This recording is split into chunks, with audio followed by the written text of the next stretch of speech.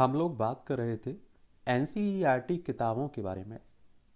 और अगर आप लोग सिविल सर्विस यानी कि यूपीएससी आईएएस की तैयारी कर रहे हैं या फिर आप लोग स्टेट पीसीएस की तैयारी कर रहे हैं, तब आप सभी जानते हैं कि आपके एग्ज़ाम के लिए एनसीईआरटी किताबें कितना महत्वपूर्ण स्थान रखती हैं। और जब आप लोग तैयारी करने के बारे में सोचते हैं, किसी से सलाह लेते हैं, तो उसके द्वारा आप देखते हैं कि एक ही बात कही जाती है कि कोचिंग से पहले आप लोग एनसीईआरटी किताबों को 2 से 3 बार जरूर पढ़ लीजिएगा, अपना बेस मजबूत जरूर कर लीजिएगा। उसके बाद ही आप लोग कोचिंग ज्वाइन करें और आंसर राइटिंग शुरू करें। क्योंकि जब तक आप लोगों के पास एक सब्जेक्ट का ओवरव्यू नहीं होगा, उसकी समझ नहीं होगी, आप लोग आगे कुछ लिख भी नहीं सकते हैं उसके बारे में। तो आप लोगों ने देखा है कि लास्ट क्लास में हम लोगों ने कक्षा 12वीं की इतिहास की किताब का नाम है भारतीय इतिहास के कुछ विषय भाग 1, इस पर विस्तार से बात की हुई थी, इसमें क्या पढ़ना है। आज हम लोग इस क्लास में भारतीय इतिहास के कुछ विषय भाग 2 के बारे में पढ़ेंगे।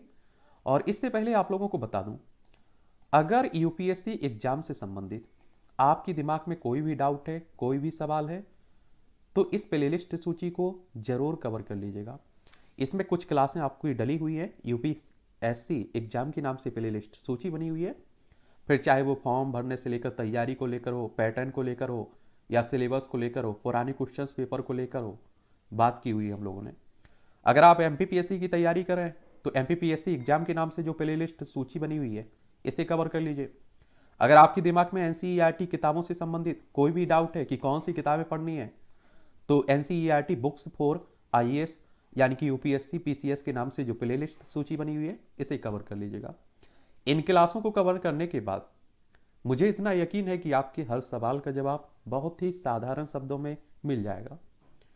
और अगर कोई सवाल फिर भी रह जाता है तो आप मुझे मैसेज कर सकते हैं, मुझसे सवाल कह सकते हैं। और इन क्लासों में कोई कमी है तो मेरे लिए सुझाव है आपके पास कोई, तो आप लोग सुझाव मुझे दे सकते हैं।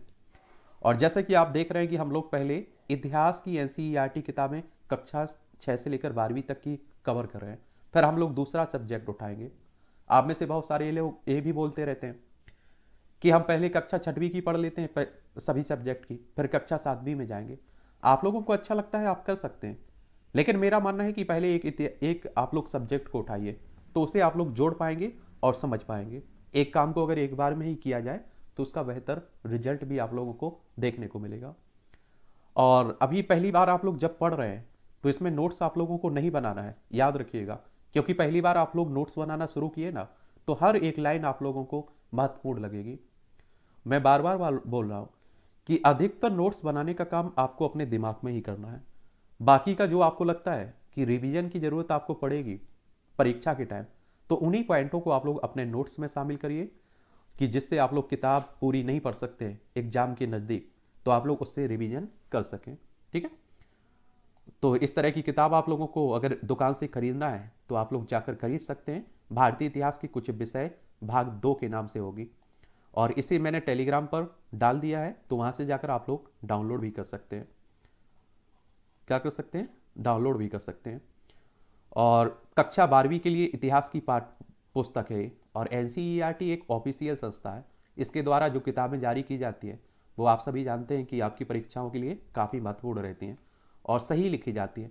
राष्ट्रीय शैक्षणिक अनुसंधान और प्रशिक्षण परिषद इसका पूरा नाम है। और इसकी अगर हम लोग बात करें तो 110 रुपये की किताब मिलेगी है, तो ये आप लोग खरीदने जाएंगे तो। बाकी जब आप लोग किताब लेते हैं ना, पढ़ते हैं ना, तो आप लोग इस यहाँ आप लोग एक पहले उसके बारे में ओवरव्यू दिया रहता है, उसे जरूर देख लिया करिएगा। कौन सी बात इस किताब के केंद्र बिंदु को निर्धारित करती है, आखिर इस किताब का क्या लक्ष्य है, उद्देश्य है, और पिछली कक्षाओं की पढ़ाई से यह कैसे जुड़ी हुई है, ये आप लोग देखिए।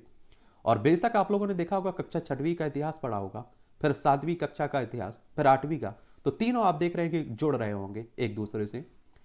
कौन सी बात इस किताब के केंद्र बिंदु में कक्षा 6वीं से लेकर 8वीं तक हमने भारतीय इतिहास के बारे में प्रारंभिक काल से आधुनिक युग तक की जानकारी प्राप्त की है।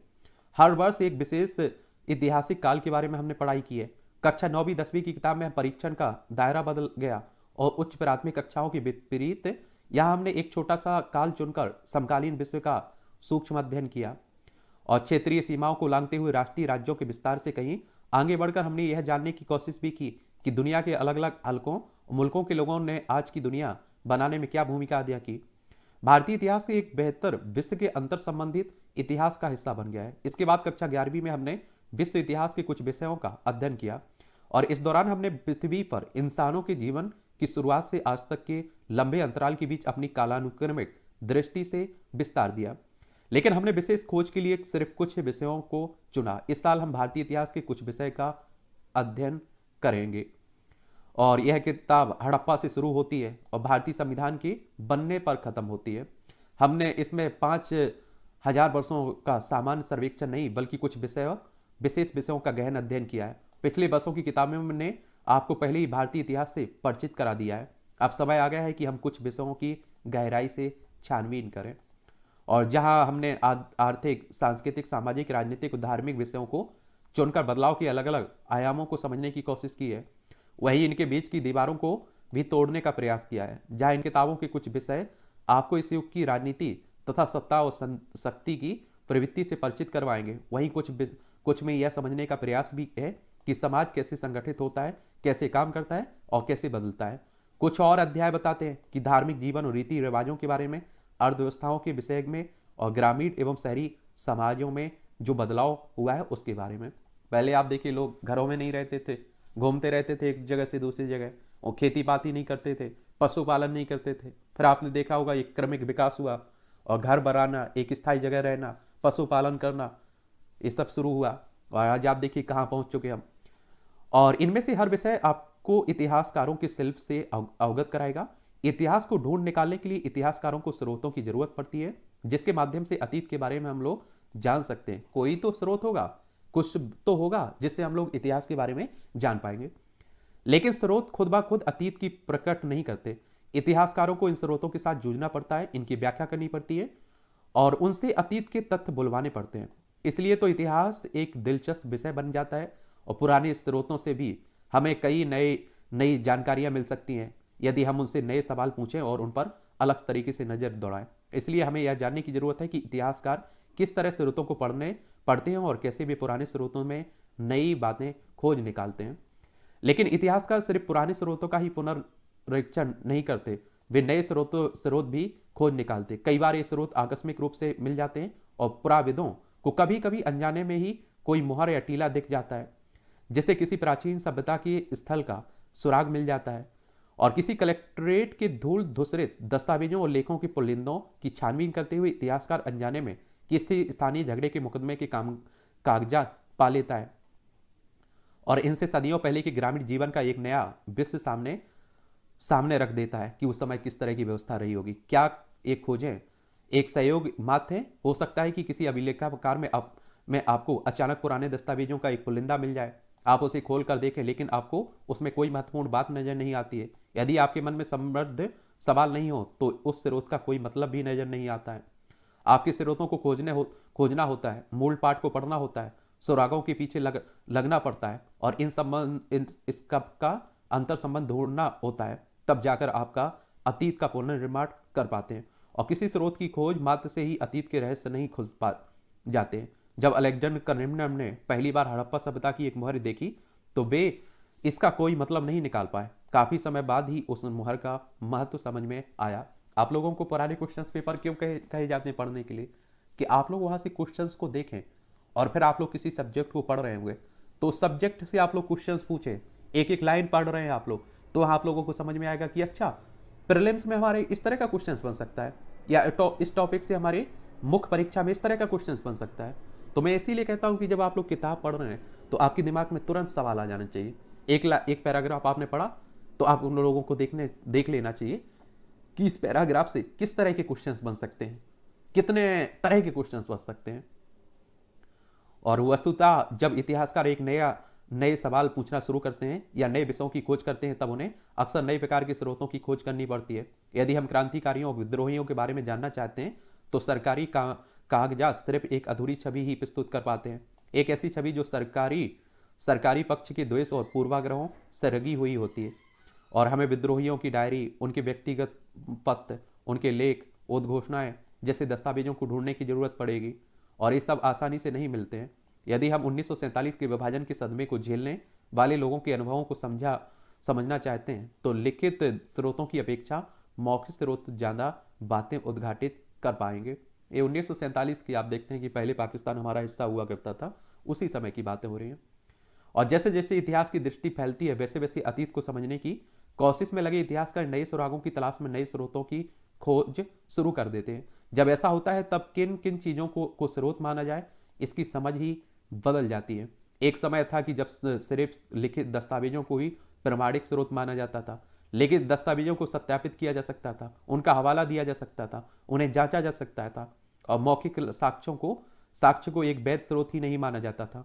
आखिर उसके सत्यापन या जांच की गारंटी कौन लेता है? मौखिक परंपरा में अविश्वास की यह स्थिति अभी भी पूरी तरह खत्म नहीं हुई है, लेकिन मौखिक परंपरा का अभिनव प्रयोग करके ऐसे अनुभवों को सामने लाया गया है जो दूसरे किसी दस्तावेज से प्रकट नहीं होते हैं।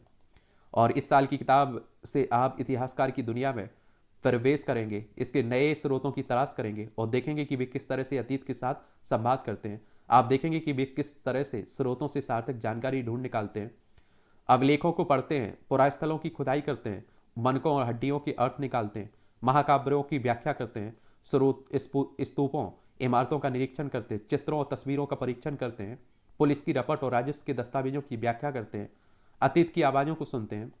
हर विषय वस्तु एक विशेष किस्म के स्रोत की खासियत और संभावनाओं पर विचार करेगी। यह चर्चा करेगी कोई स्रोत क्या बताता है क्या नहीं। और भारतीय इतिहास के कुछ विषय पुस्तक का यह भाग 2 है। भाग पहले 1 आप लोग पढ़ चुके हैं और 3 को आप लोग आगे पढ़ेंगे। ठीक है, इस तरह से आप लोग देख लीजिएगा। और इसमें क्या क्या पढ़ना है, ये विषय सूची है भाग 2 की।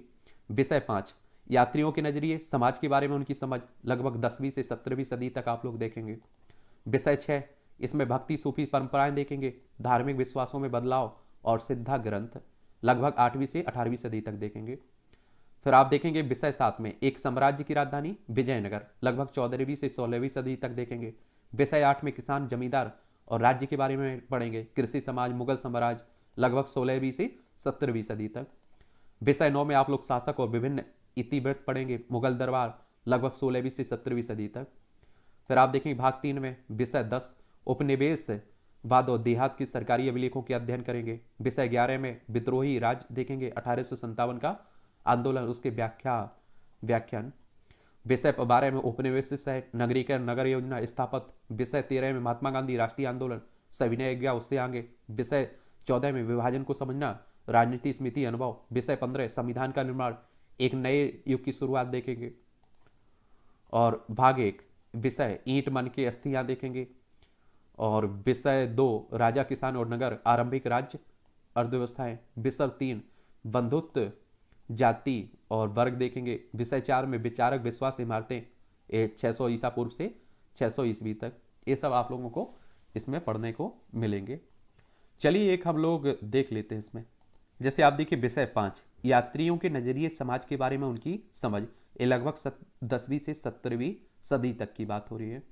और इसे आप लोग अगर क्रम से पढ़े होंगे इतिहास को तो मुझे नहीं लगता है कि 12वीं की कक्षा 12वीं में आपको कोई परेशानी होगी, क्योंकि आपका एक बेस आपका कंप्लीट कर दिया होगा कक्षा 6वीं से अभी तक की किताबों ने, और उसे जोड़कर भी आप लोग देखिएगा। और अल-बिरनी तथा किताब उल हिंद इनकी किताब थी ये, और ख्वारिज्म से पंजाब तक, ये सब आप देखेंगे। ग्रंथों का अनुवाद, विचारों का आदान प्रदान देखेंगे। कई ग्रंथों को आप देखते हैं एक जगह से दूसरी जगह आप देखेंगे। किताब उल हिंद, हिंदू शब्द लगभग 6वीं 5वीं शताब्दी ईसा पूर्व में प्रयुक्त होने वाले प्राचीन फारसी शब्द जिसका प्रयोग सिंधु नदी के पूर्व के क्षेत्र के लिए होता था से निकला था। ये अरबी लोगों ने इस फारसी शब्द को जारी रखा और इस क्षेत्र को अल हिंद, यहाँ के निवासियों को हिंदी कहा। और कालांतर में तुर्कों ने सिंधु से पूर्व में रहने वाले लोगों को हिंदू कहा था, उनके निवास क्षेत्र को हिंदुस्तान कहा था, उनकी भाषा को हिंदी भी नाम दिया था। और इनसे कोई भी शब्द लोगों की धार्मिक पहचान का घोतक नहीं था। इस शब्द का धार्मिक संदर्भ में प्रयोग बहुत बाद से हुआ है, पहले क्षेत्र के लिए होता था। ये 13वीं शताब्दी की अरबी पांडुलिपि का एक चित्र जिसमें 6वीं शताब्दी ईसा पूर्व एथेंस के राजा और कवि सोलोन को विद्यार्थियों को संबोधित करते हुए दिखाया जा रहा है। इब्न बतूता का रहला, ये भी आप लोग देखेंगे इसमें। चलिए पढ़ेंगे ये चित्र, आप लोगों को समझेंगे तो आप लोगों को सब कुछ समझ में आएगा। ये अफगानिस्तान, सिंध, पंजाब में इब्न बतूता द्वारा भ्रमण किए गए स्थानों के नाम आप लोगों को दिखाई दे रहे होंगे। शिक्षा और मनोरंजन, इब्न बतूता के पद चिन्ह देख रहे हैं। फ्रांस बर्नियर एक विशिष्ट चिकित्सक था। ये आप देखते हैं लगभग 1500 ईस्वी में भारत में पुर्तगालियों के आगमन के पश्चात उसने कई लोगों ने भारतीय सामाजिक रीति रिवाजों, धार्मिक प्रथाओं के विषय में विस्तृत वृत्तांत लिखा। पूर्व और पश्चिम की तुलना भी की गई है। चलिए ये देखते रहिएगा आप लोग और समझते रहिएगा। एक अपरिचित संसार की समझ, अलविरनी और संस्कृत वादी परंपरा। ये आप लोग देखिए, जब आप लोग एक पैराग्राफ पढ़ लेते हैं तो उसके आप लोग क्या करते हैं, नीचे कुछ अभ्यास के लिए क्वेश्चंस भी दिए रहते हैं, आपसे पूछ लेता है, तो उसे जरूर आप लोग पढ़ा करिएगा। देखिए इसे देखिए तो देखा करिए और समझने की कोशिश किया करिएगा। इब्न बतूता और अनजाने को जानने की उत्कृष्ट उत्कंठा, ये भी देखिए। नारियल तथा पान, ये इब्न बतूता भारतीय शहर। चलिए छोटी छोटी बातें रहेंगी आप लोगों के लिए, पढ़ते रहिए आप लोग। और कोई अगर परेशानी आप लोगों को होती है तो आप लोग बता सकते। संचार की एक अनूठी प्रणाली,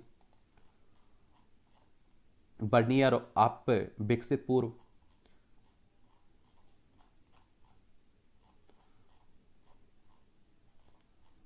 ये भी आपको किताब टेलीग्राम पर ही डाल देंगे, सभी किताबें डली हुई हैं, आप लोग जाकर देखिएगा। और डिजिटल का समय है, दौर है, तो आप सभी जानते हैं कि हर किताब आपको आज तुम्हारे सामने आ चुकी है। महिलाएं, दासियां, सती और श्रमिक के बारे में आप लोग पढ़ेंगे, इस पर क्या क्या लिखा गया है समय, ये भी देखेंगे आप लोग। काल रेखा हो गया, देख लीजिए, डेटें पढ़ना हो तो पढ़ लीजिएगा, देखते रहिएगा। देखिए इसके बाद आपका चैप्टर हो जाता है टॉप खत्म, तो उत्तर दीजिए, इनके उत्तर देखा करिएगा। सबसे अच्छी बात है एनसीईआरटी किताबों में है ये, 100 से 150 शब्दों में आप लोगों को लिखना है। किताब उल हिंद पर एक लिखना है आप लोगों को। निम्नलिखित पर एक लघु निबंध लिखिए 250 से 300 शब्दों में। और इसी तरह की शब्द सीमा आपकी परीक्षा में भी रखी जाती है। मानचित्रकार, परियोजनाकार, ये सभी प्रैक्टिस किया करेगा। और इस तरह से आप देखेंगे 12वीं इतिहास की जो किताब, दूसरी किताब है भारतीय इतिहास के कुछ विषय 2 के बारे में हम लोग बात कर चुके हैं। अगली इतिहास की अंतिम किताब बचती है भारतीय इतिहास के कुछ विषय 3 के नाम से, भाग 3, तो उस पर भी हम लोग बात करेंगे। आपकी फिर से बोल रहा हूँ कि आपके कोई सवाल हो, मेरे लिए सुझाव हो, तो आप लोग जरूर बताइएगा, ठीक है।